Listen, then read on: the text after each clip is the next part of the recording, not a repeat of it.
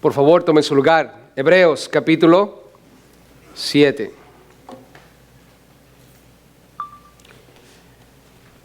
Vamos a estar leyendo Hebreos capítulo 7, del versículo 11 al 19.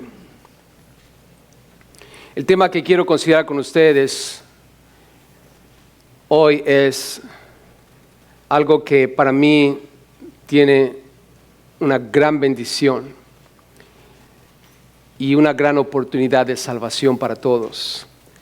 Jesús introdujo una mejor esperanza. Es el tema de lo que vamos a hablar hoy. Jesús introdujo una mejor esperanza. Leamos, por favor, el párrafo y después vamos a analizar lo que esto implica, la esperanza, esta mejor esperanza que tenemos en Jesús. Dice aquí el autor: si pues la perfección fuera por el sacerdocio levítico, porque bajo él recibió el pueblo la ley, la pregunta es, ¿qué necesidad habría aún de que se levantase otro sacerdote, según el orden de Melquisedec, y que no fuese llamado según el orden de Aarón? Porque cambiado el sacerdocio, necesario es que haya también cambio de ley, y aquel de quien se dice esto es de otra tribu, de la cual nadie sirvió al altar. Porque manifiesto es que nuestro Señor vino de la tribu de Judá, de la cual nada habló Moisés tocante al sacerdocio. Y esto es aún más manifiesto si a semejanza de Melquisedec se levanta un sacerdote distinto, no constituido conforme a la ley del mandamiento acerca de la descendencia, sino según el poder de una vida indestructible. Pues se da testimonio de él: tú eres sacerdote para siempre según el orden de Melquisedec. Queda pues abrogado el mandamiento anterior a causa de su debilidad e ineficacia, pues nada perfeccionó la ley, y de la introducción de una mejor esperanza por la cual nos acercamos a Dios. Noten ahí en el versículo 19 la introducción de una mejor esperanza. ¿Qué tenemos? Una mejor esperanza. Y observa lo que dice, la cual, o sea, esta esperanza nos acerca ¿a quién? A Dios. Nos acerca a Dios. Tú y yo tenemos una mejor esperanza, nota esto, una mejor esperanza, y es gracias a Cristo Jesús. ¿Qué es lo que vamos a aprender hoy? Lo que vamos a aprender hoy es que Jesús es el camino al Padre. Nadie puede llegar al Padre si no es por medio de Cristo Jesús. No hay ningún ritual, ninguna religión, ningún sistema que te pueda llevar a Cristo, a Dios. Ningún ritual, ningún sistema, ninguna religión que te pueda llevar a Dios. Si tú quieres llegar a Dios, si tú quieres acercarte a Dios, tienes que hacerlo por medio de Cristo Jesús. Y es lo que vamos a entender hoy. Quiero que vean por favor conmigo cómo en el versículo 11 claramente dice lo siguiente. Vean la pregunta que se hace ahí. ¿Qué necesidad habría aún de que se levantase otro sacerdote? ¿Por qué es necesario que se levante otro sacerdote? Según el orden de Melquisedec, y que no fuese llamado según el orden de Aarón. Ahora, todos los sacerdotes eran llamados del orden de Aarón. Y hay una tribu en particular de la cual se escogían todos los sacerdotes, y es la tribu de Leví.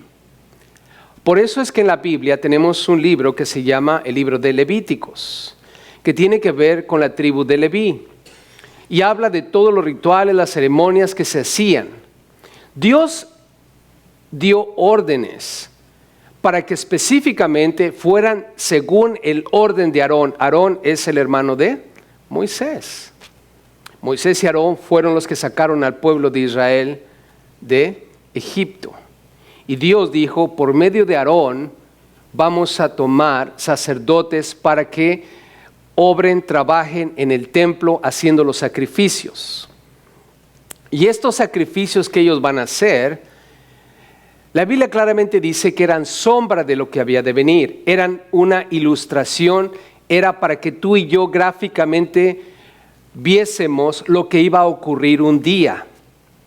Si tú pecabas, traías un cordero, o una paloma, o un toro, dependiendo, de acuerdo a la ley, lo que tenías que hacer, hacías.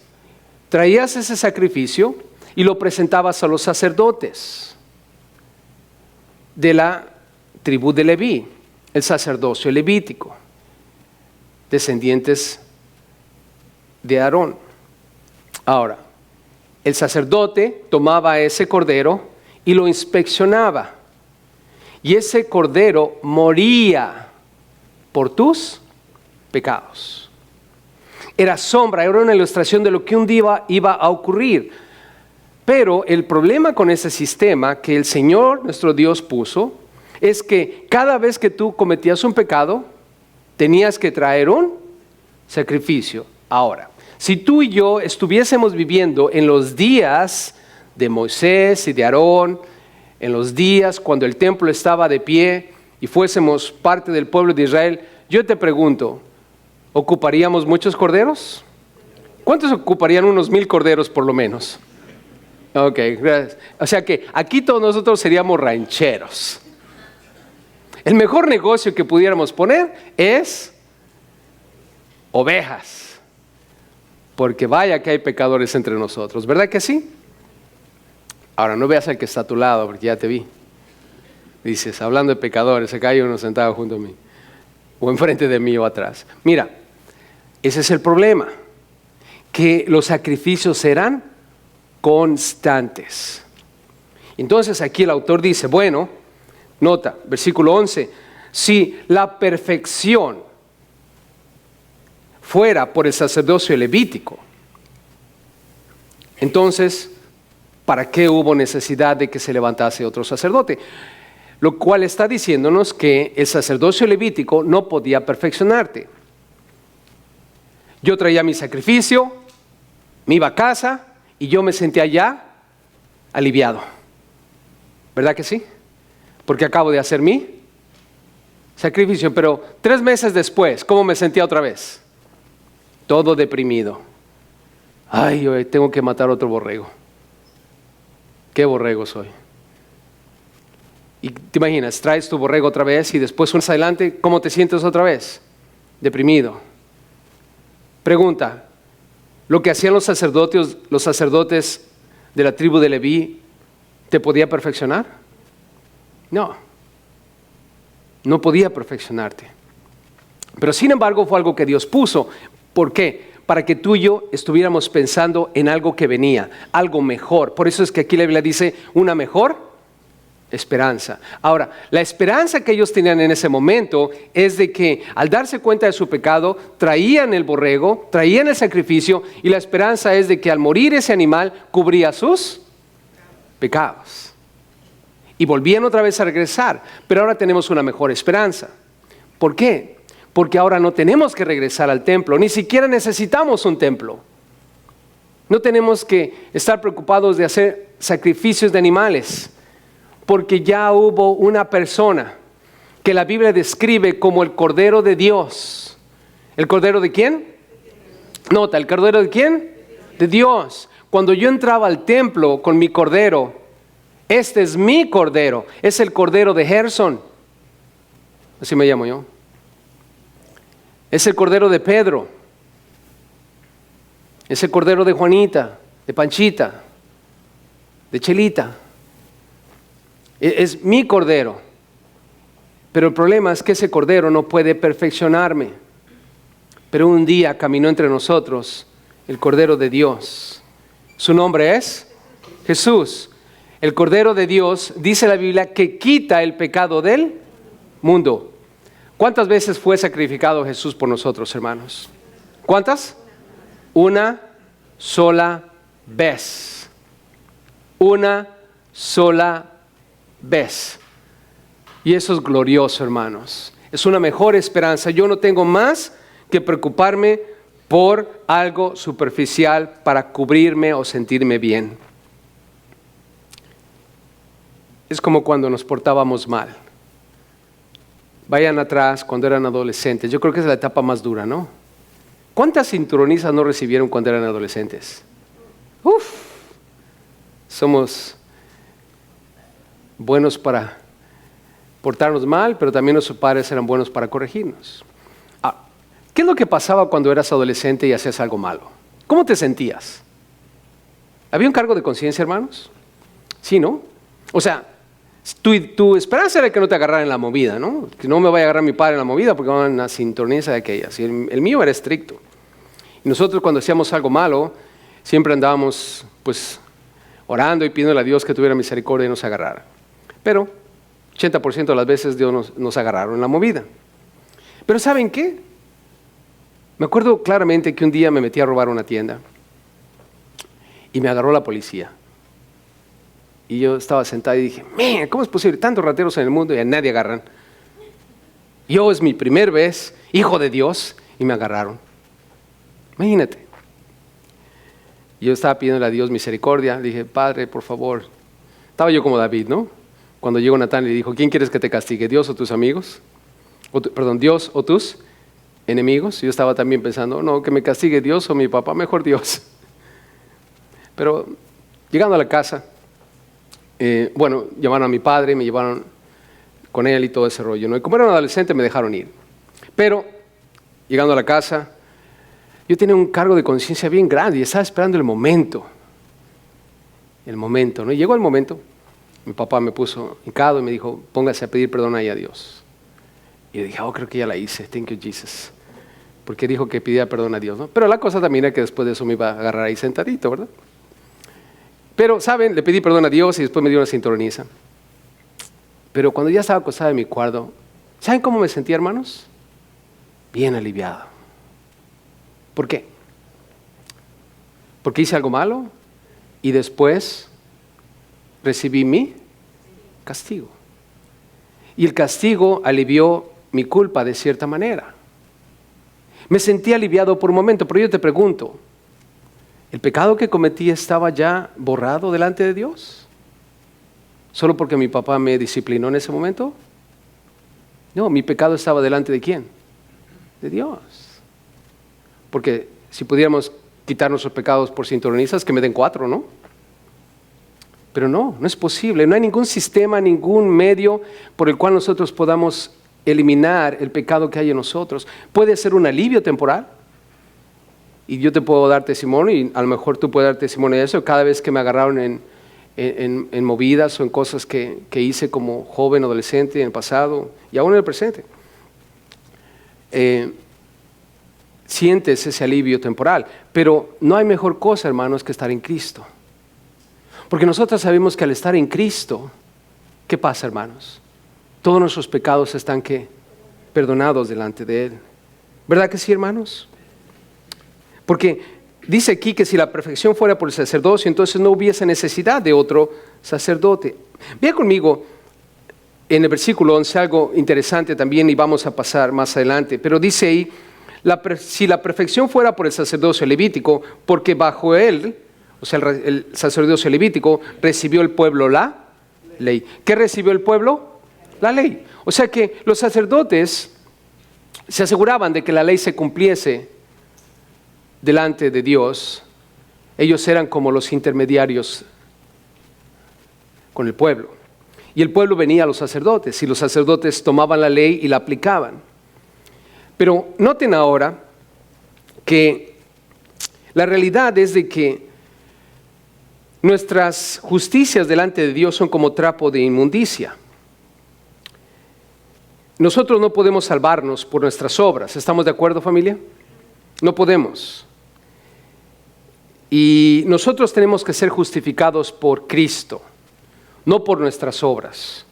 Por eso es que ahora se nos dice lo siguiente en el versículo 12, porque cambiado el sacerdocio, o sea, siendo que tuvo que levantarse otro sacerdote, también es necesario que haya también cambio de ¿qué? Cambio de ley. Porque los sacerdotes de Leví, como se llama aquí los sacerdotes, el sacerdocio levítico, ellos tenían que seguir la ley de Dios, lo que Dios les dijo, y tenían que hacer los sacrificios y todo lo demás. Pero ahora aquí lo que está diciendo el versículo 2, si vamos a cambiar de sacerdote, entonces también tenemos que cambiar ¿de qué? De ley. Y aquí viene algo interesante.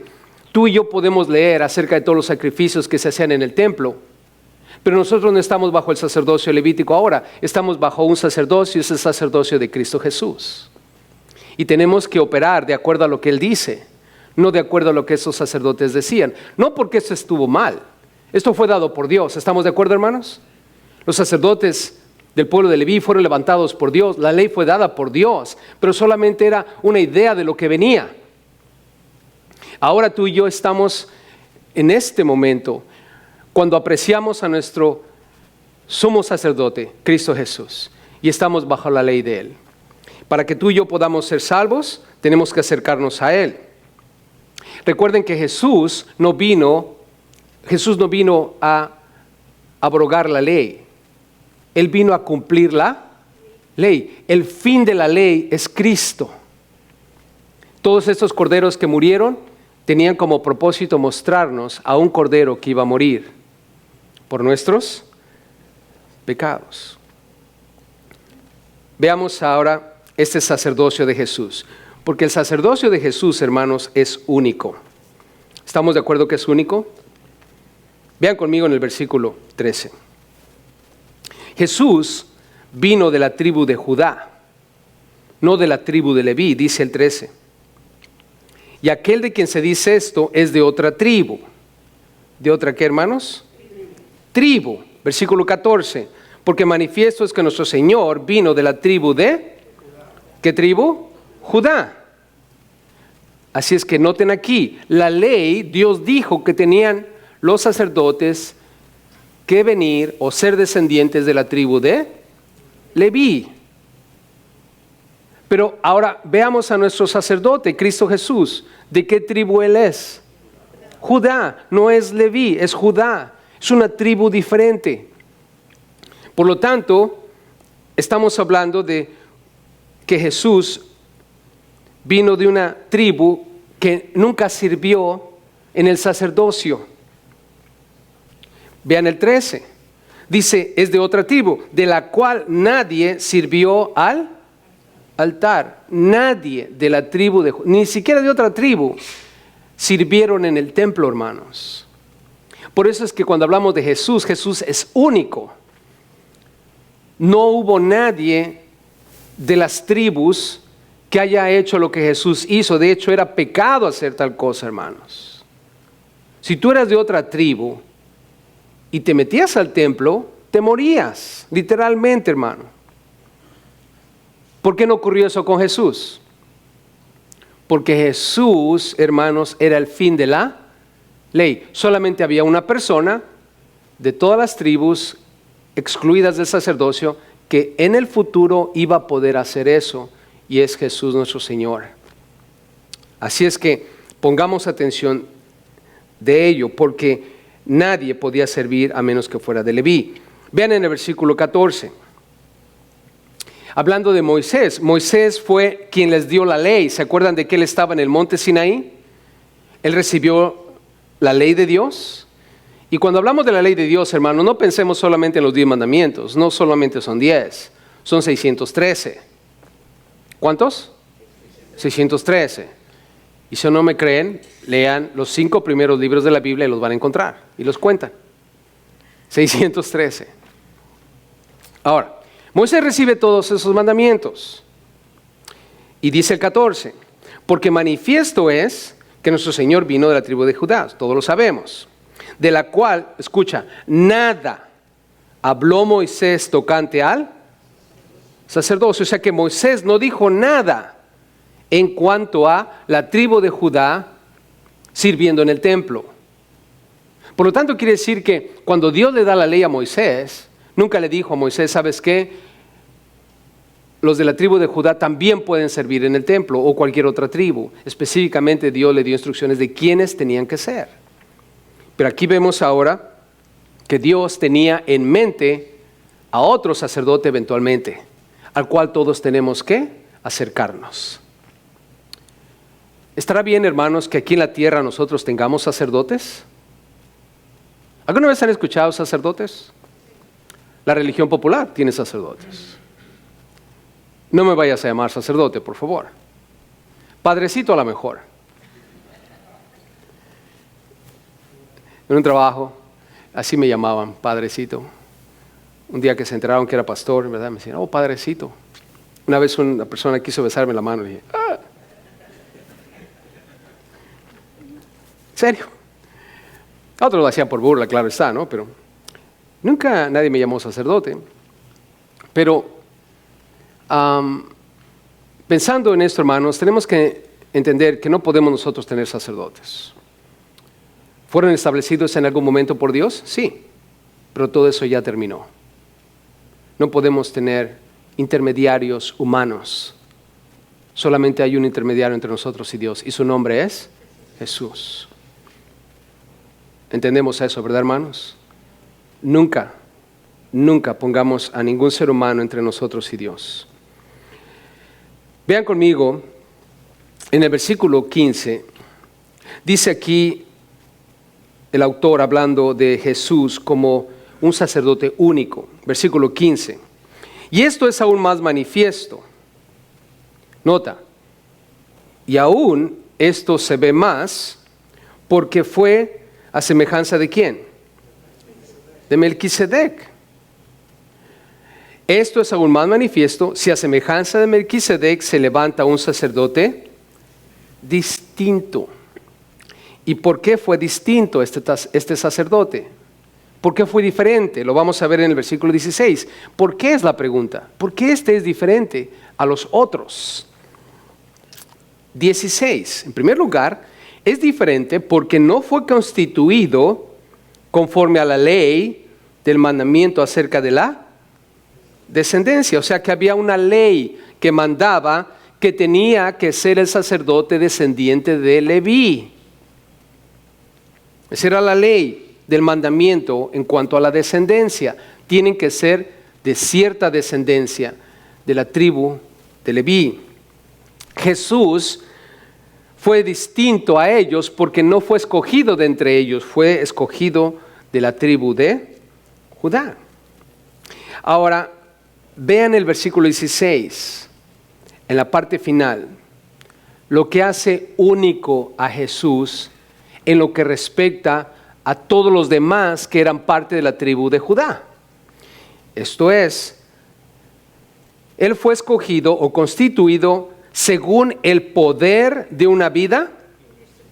¿Una vida qué? Indestructible. Ustedes y yo somos mortales. Vamos a morir. ¿Cuántos están contentos de que un día se van a morir? Gloria a Dios. Por favor, en mi funeral, primer requisito, hablen bien de mí, ¿ok? Hablen bien de mí. Segundo requisito es que hagan una fiesta, por favor. Qué bueno que se fue. Baile, sí, por favor. Traigan tambora. Traigan una banda ese día si quieren. No, que sea cristiano.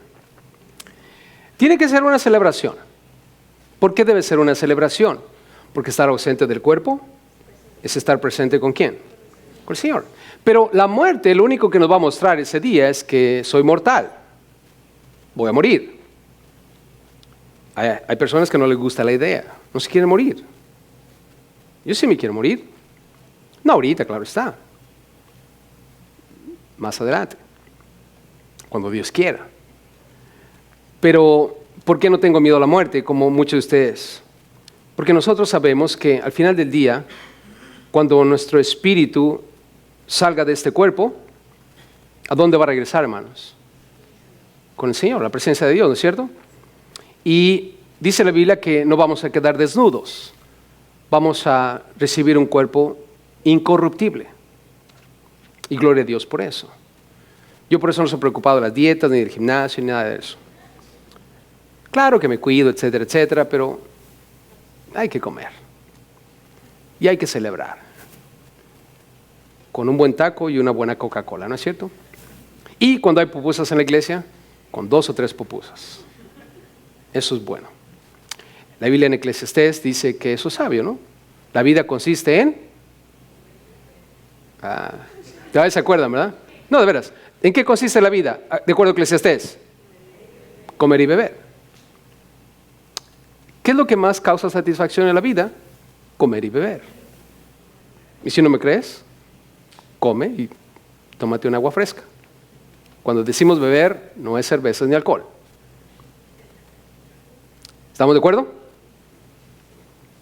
Ahora, ¿qué es el asunto aquí, hermanos? El asunto es de que el ser humano es mortal. Y si el ser humano es mortal, quiere decir que todos los sacerdotes de la tribu de Leví eran también, ¿qué? Mortales. Todos ellos se murieron. Aarón se murió y todos los demás. ¿Tenemos entre nosotros hoy algún descendiente de Leví que esté vivo? Están muertos, hermano. Pregunta, ¿Jesús está vivo o está muerto? Vivo. ¿Cuántos están seguros que está vivo? ¿Está vivo, hermanos? ¿Dónde está ahorita? En el cielo. ¿Qué está haciendo? ¿Cada cuándo? Día y noche intercede por nosotros.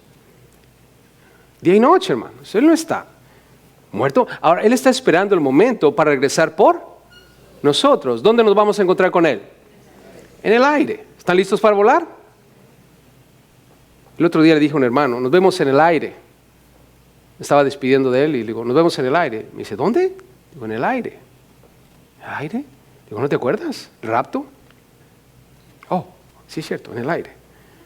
El otro día me saludó y me dice, nos vemos en el aire. Gloria a Dios. Nos vemos en el aire. Nos vamos a ver en el aire, ¿no es cierto? Mi padre acaba de morir hace tipito atrás.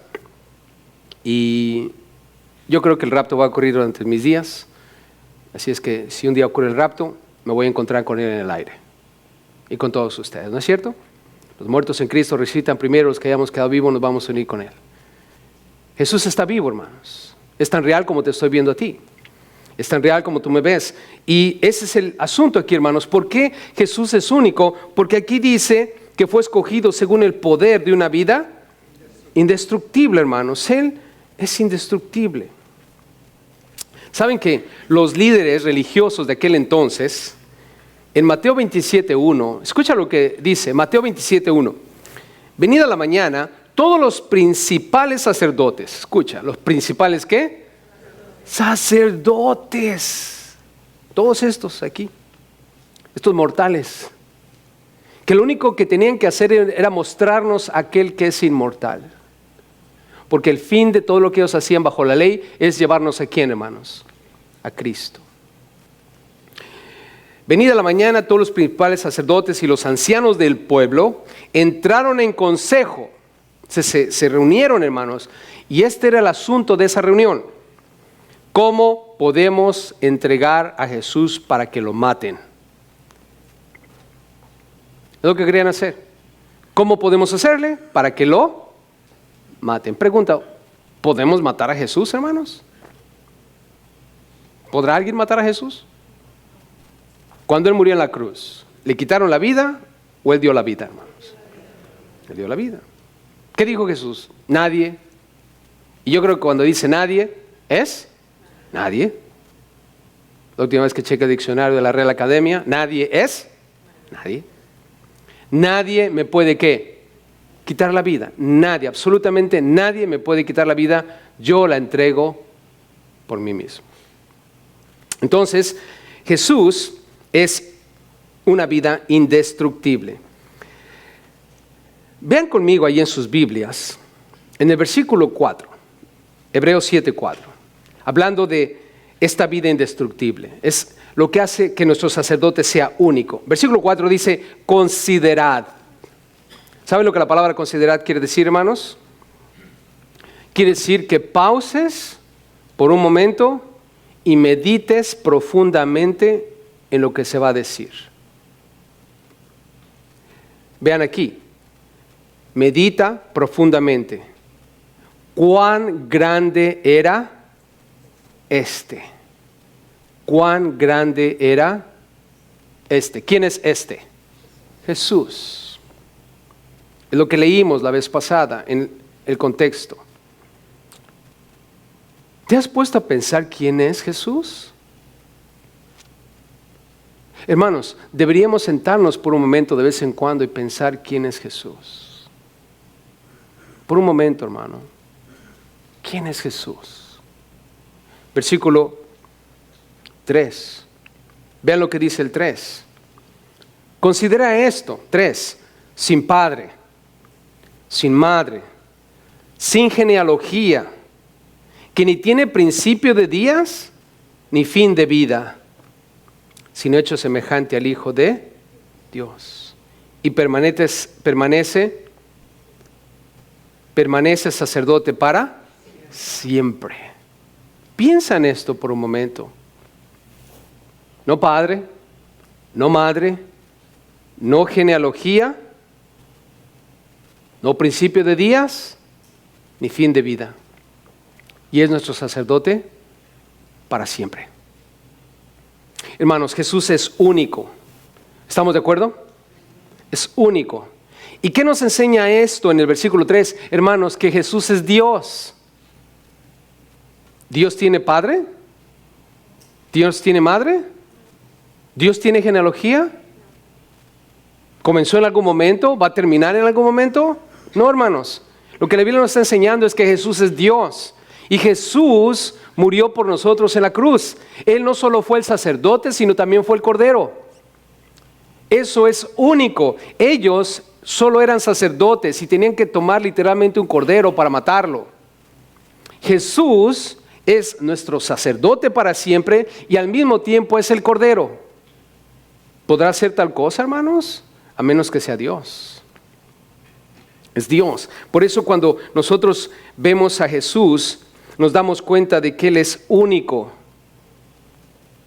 Y ahora esto debe llevarnos a lo siguiente, familia. Estamos en la verdad. Estamos en la verdad. Y esto para mí solo afirma una tremenda verdad, que nosotros vamos a vivir eternamente con Dios, porque tenemos al sumo sacerdote, Cristo Jesús, que vive para siempre, quien es Dios y murió por nosotros para pagar por nuestros pecados en la cruz. Amén. Así es que esto es de suma importancia. Ahora, vean conmigo en el versículo 17. Dice, pues se da testimonio de Él. Nos vuelve a recordar, tú eres sacerdote para siempre, según el orden de Melquisedec. Versículo 18. Aquí vamos a entrar en el asunto de la esperanza que tenemos. Versículo 18 dice, queda pues, nota, a raíz de lo que hemos dicho, queda pues, esa frase implica a raíz de todo lo que hemos dicho, abrogado, que es anulado, el mandamiento anterior a causa de su debilidad e ineficacia. Queda anulado el mandamiento anterior porque era débil e ineficaz. ¿Y cuál era el mandamiento anterior? Toma de la tribu de Leví sacerdotes para que sirvan en el altar y traigan sus corderos, traigan sus sacrificios para cubrir los pecados de ellos. Esto, hermanos, queda anulado. ¿Y por qué esto queda anulado? ¿Por qué no tenemos que hacer más esto? Porque era débil y era ineficaz. Ahora, débil, hermanos, no quiere decir que no era algo bueno. Esto lo puso Dios. Dios les dijo cómo tenían que construir el templo. Dios les dijo lo que tenían que hacer en el templo. Cada ritual estaba especificado por Dios. Pero nada más era para mostrarnos a Jesús. Así es que esto queda anulado. No porque no era bueno, sino porque esto era ineficaz. Yo tenía que traer mi sacrificio y volvía a regresar otra vez a sacrificar y volví a regresar y volví a regresar y volví. ¿Y qué tal si un día no regreso? ¿Qué iba a pasar conmigo, hermano, si un día no regreso? ¿Dónde iba yo a terminar? En el infierno, en el Seol, en el Hades. Pregunta, yo me acerco ahora a Cristo. ¿Tengo que sacrificar a Cristo cada vez, hermanos? ¿Tengo que sacrificarlo cada vez? No, hermanos. Él ya fue sacrificado una vez para siempre. Él ya pagó por mis pecados de ayer, los de hoy y los de mañana. ¿Los de mañana también, hermanos? ¿Eso quiere decir que tenemos licencia para pecar? ni Dios lo mande. Pero, ¿será posible que en el mañana le fallemos a Dios en algo? ¿Será posible? Que un día te levantes y se te olvidó orar, se te olvidó leer la Biblia. ¿Será posible? Quiere decir que podemos pecar, ¿verdad que sí? No estoy pensando en cosas trágicas y difíciles, sino en aquello que a veces es tan sencillo y tan simple, hermanos, que nos lleva a pecar contra Dios. ¿Verdad que es pecado no orar y leer la Biblia, hermanos? ¿Es pecado eso? Sí, hermanos. ¿Cuántos hemos pecado en esa área alguna vez? ¿Sí? ¿Saben? Eso es lo glorioso de nuestro Señor. Ahora, lo que vemos aquí es que este sistema era débil e ineficaz. La ley no puede salvarme. 19. Dice, pues nada perfeccionó la ley. ¿Cuánto perfeccionó la ley, hermanos? ¿Cuánto perfeccionó? Nada. Nadie fue perfeccionado por la ley. En otras palabras, nadie se puede salvar cumpliendo la ley. No es que la ley sea mala, hermanos. Sencillamente es que si tú fallas en un punto de la ley, fallas en todo. Es imposible salvarnos por medio de la ley, no porque la ley no pueda salvarnos, sino porque nosotros no podemos cumplir la ley. Pero la ley de Jehová, hermanos, es perfecta. Si tú y yo pudiésemos, de alguna manera, cumplir la ley, es probable. Pero a causa del pecado que hay en nosotros, hermanos, no puede ser. Nunca va a ocurrir. Entonces, ¿qué es lo que el Señor hizo a través de la ley? No necesariamente la puso para que nos salvásemos cumpliéndola, sino para que entendiésemos que el esfuerzo humano es débil y es ineficaz. Y Dios tuvo que poner un estándar divino para que nosotros estuviéramos bajo un mismo régimen o estándar. Y al final nos damos cuenta que no podemos. Por lo tanto, no nos queda más que acercarnos ¿a quién? A Cristo. Nada perfecciona la ley. Versículo 19 dice, y aquí viene la introducción de una mejor esperanza por la cual nos acercamos a Dios. Nota aquí, la introducción de una mejor esperanza. Den vuelta a sus hojas, Hebreos capítulo 10. Por favor, vamos a analizar estos versículos para ir concluyendo lo que implica que nosotros tenemos una mejor esperanza en Cristo. Y espero en Dios que podamos descansar de estar buscando justificarnos delante de Dios. La salvación no es por obras, hermanos. Es por lo que hizo Jesús en la cruz por nosotros. Claro que es verdad lo que dice Santiago, que una verdadera fe obra, actúa, pero nosotros entendemos que es simplemente por Jesús. Hebreos 10, noten en el versículo 19. Así que, hermanos, teniendo libertad para entrar en el lugar santísimo. Pregunta, cristianos, pensando en el templo, ¿cualquier persona podía entrar al lugar santísimo? No, hermano, había un velo ahí. Y si tú cruzabas ese velo, te morías. Del otro lado del velo, hermanos, estaba el arca. Y ahí es donde los sacerdotes, que solamente estaban autorizados por la ley que Dios puso, entraban y tenían que estar bien derechitos con Dios.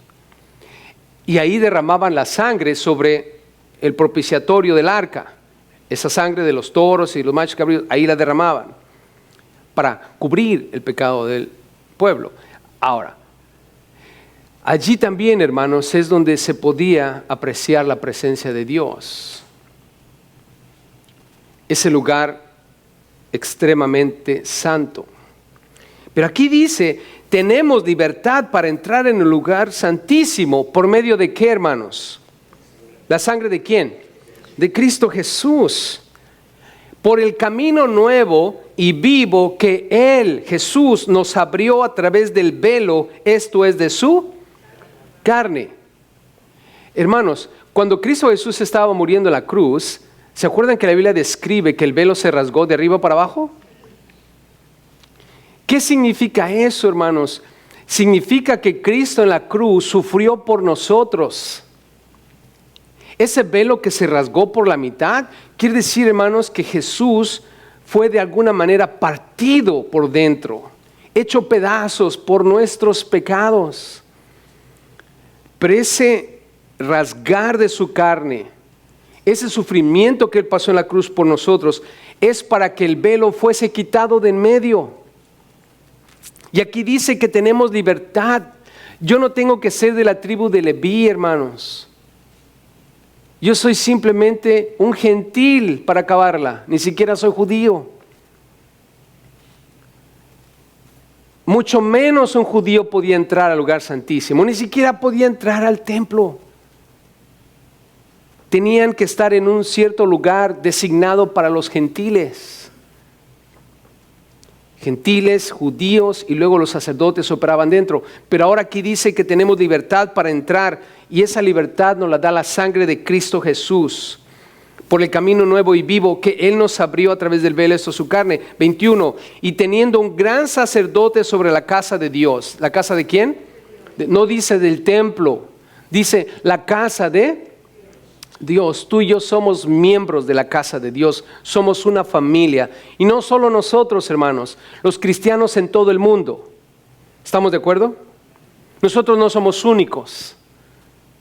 Nosotros somos parte de la casa de Dios. ¿Y quién es el que está como sacerdote sobre la casa de Dios, hermanos? Jesús. Y la puerta está abierta, familia. La puerta está abierta. Y aquí está la exhortación 22. Acerquémonos. Dilo conmigo.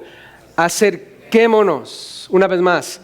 Acerquémonos. La exhortación es, ahí está. ¿Quieres estar cerca de Dios? La puerta está abierta. Si tú en aquellos entonces querías estar cerca de Dios, tenías que venir con un sacerdote. Él tenía que interceder, Él era el intermediario. Hermanos, hoy no ocupas a nadie. No entra la gente porque no quiere. Porque de tal manera, dice la Biblia, amó Dios al mundo, que dio ¿a quién? A su Hijo. ¿Para qué? Para que todo aquel que en Él cree no se pierda, mas tenga vida eterna. El requisito para poder salvarte es creer en Cristo Jesús. Cuando tú crees en Cristo Jesús, hermano, la puerta está abierta. Nadie viene al Padre, dijo Jesús, si no es por ¿quién? Por mí. Cristo entregó su cuerpo para que ese velo fuera desgarrado por dos. Partido de arriba abajo, hermanos. Y aquí la exhortación, acércate con corazón sincero, que no haya hipocresía en ti, que no haya doblez. Como dice la Biblia, o eres frío o eres caliente, hermano. En plena certidumbre ¿de qué? De fe. No debes dudar de que Jesús es Dios y Él murió por tus pecados. Purificado los corazones de mala conciencia, lavado los cuerpos con agua pura. ¿Qué nos purifica, hermanos? La sangre de Cristo nos limpia de todo pecado. Lavado los cuerpos. Ellos tenían que literalmente echarse agua para lavarse. ¿Sabes lo que nos lava a nosotros? La palabra de Dios. Jesús dijo, ya vosotros estáis limpios por la palabra que les he dado. Un corazón sincero implica lo siguiente, hermano. Que tú has tomado una determinación en tu corazón de creer en Cristo y seguir a Cristo y morir por Cristo. Y vivir para Cristo. No andas jugando, no es un rollo, no es algo que hacemos el fin de semana, es algo que crees con todo tu corazón. Y tienes una plena certeza de que estás en Cristo y crees que la sangre te ha limpiado todo pecado y lees la Biblia, estudias su palabra para presentarte como obrero digno, que no tiene de qué avergonzarse, que usa bien la palabra de verdad. Vayan conmigo a Romanos 5, por favor. Quiero solamente mostrarles lo que la Biblia dice en Romanos 5. El versículo 1 y 2, hermanos. La importancia de Jesús como la persona que introdujo una nueva y mejor esperanza. Romanos 5:1, por favor, Romanos 5, versículo 1 y 2. Justificados pues por la fe. ¿Qué nos justifica, hermanos? La fe. ¿Tienes fe en Cristo Jesús? Dios te declara justo. Tenemos paz para con Dios por medio de nuestro Señor Cristo Jesús. Y escucha lo que dice el 2. Por quien también tenemos entrada por la fe a esta gracia en la cual estamos firmes y nos gloriamos en la esperanza de la gloria de Dios. Tenemos entrada por la fe a esta gracia. Hermanos, la provisión por nuestro pecado ya se dio. Pero tristemente no todos se van a salvar, a pesar de que la provisión es para todos. ¿Estamos de acuerdo que Cristo murió por todos? Imagínate esta, hermano. La puerta está abierta. Es como si fueras un mendigo que no tiene que comer, que se está muriendo de hambre, y la puerta, hermano, de un almacén lleno de comida está enfrente de ti, bien abierta. Y estás parado en la puerta, viendo toda esa comida ahí dentro, y afuera tú estás muriéndote de hambre. ¿Qué es lo que tienes que hacer para poder vivir? Tomar ese paso de fe y entrar por la puerta. Y tomar y echar mano de todo lo que está ahí para tu vida. Y así es, hermanos, ese almacén es la muerte de Cristo por todos los pecados del mundo. Y la puerta está abierta. Lo único que tienes que hacer es creer en Cristo Jesús para que cruzando esa puerta puedas vivir eternamente con Él. Tenemos entrada por la fe. Nota, en la cual estamos firmes. ¿Cómo sé que soy salvo de verdad? Porque estás firme en tu fe. Y es esa fe verdadera que vive de acuerdo a la palabra de Dios. Y nos gloriamos en la esperanza de la gloria de Dios. Nota, nos gloriamos en la esperanza de la gloria de Dios. ¿Saben lo que la gloria de Dios para mí es, hermanos? En mi opinión es la presencia de Dios. Porque en el Antiguo Testamento, cada vez que tú escuchas la gloria de Dios, es cuando Dios se presentaba delante de ellos. En el tabernáculo descendía la gloria de Dios. Dios es invisible, no lo puedes ver. Pero esta nube que bajaba, hermanos, era la presencia de Dios entre ellos. La Biblia dice que por nuestro pecado estamos destituidos de la gloria de Dios. Una persona que peca contra Dios no puede estar en la presencia de Dios. Pero cuando te acercas a Cristo Jesús, hermano, ahora puedes estar en la presencia de Dios y tienes la esperanza de que un día vas a estar en la gloria de Dios. ¿Cuántos creen con todo su corazón que van a estar un día en la presencia de Dios? Terminemos con esto, hermanos. Vayan conmigo a Efesios 2. Los dejo con este pasaje. Un pasaje hermoso. Efesios 2, por favor, 13 al 18. Jesús introdujo una mejor esperanza. La puerta está abierta gracias a que Él murió en la cruz por nosotros. Podemos acercarnos a Dios con toda confianza. Escuchen lo que dice Pablo aquí en Efesios 2, versículo 13. Pero ahora en Cristo Jesús. ¿En quién? En Cristo Jesús. Vosotros, que en otro tiempo estabais lejos, habéis sido hechos cercanos por la sangre de ¿quién? De Cristo. Porque Él es nuestra paz, que de ambos pueblos hizo uno. Tú y yo éramos gentiles. El pueblo de Israel es el pueblo judío. De ambos pueblos hizo uno, derribando la pared intermedia de separación. Literalmente en el templo había una pared a los gentiles de los judíos. Ningún gentil podía cruzar del otro lado, hermanos.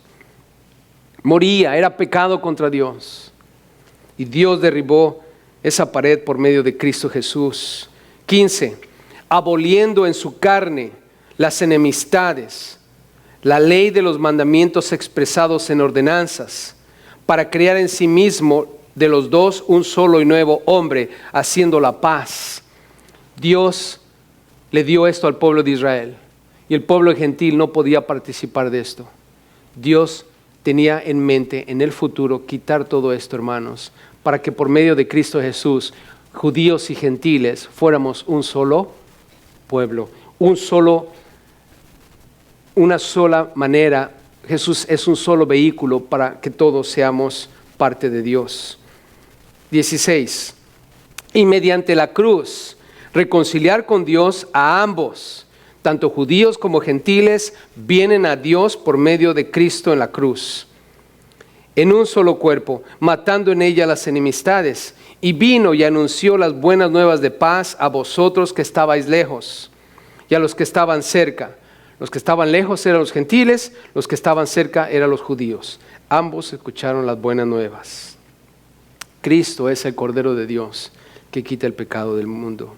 18. Porque por medio de Él, Jesús, los unos y los otros tenemos, escucha esto, ¿qué tenemos? ¿Qué tenemos?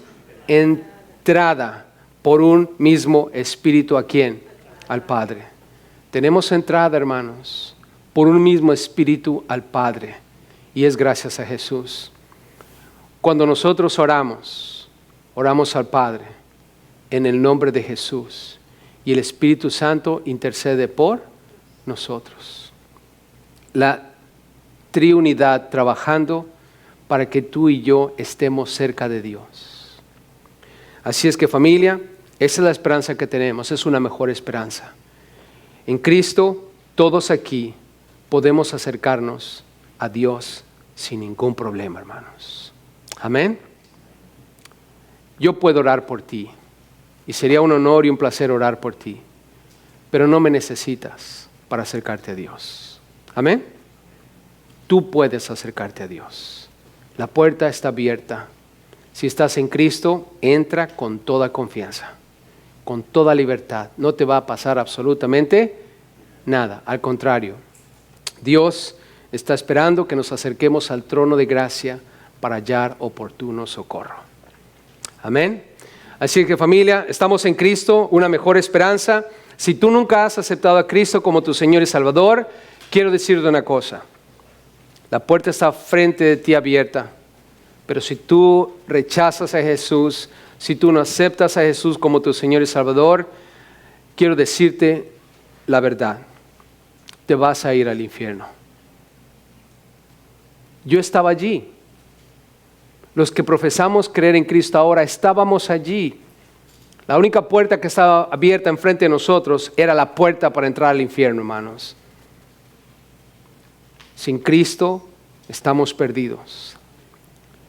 Jesús dijo, camina por el camino angosto, no por el ancho. Hay dos caminos. Así es que mi consejo es: decide por Cristo. Él te puede dar paz con Dios y vida eterna en un instante. Padre bueno.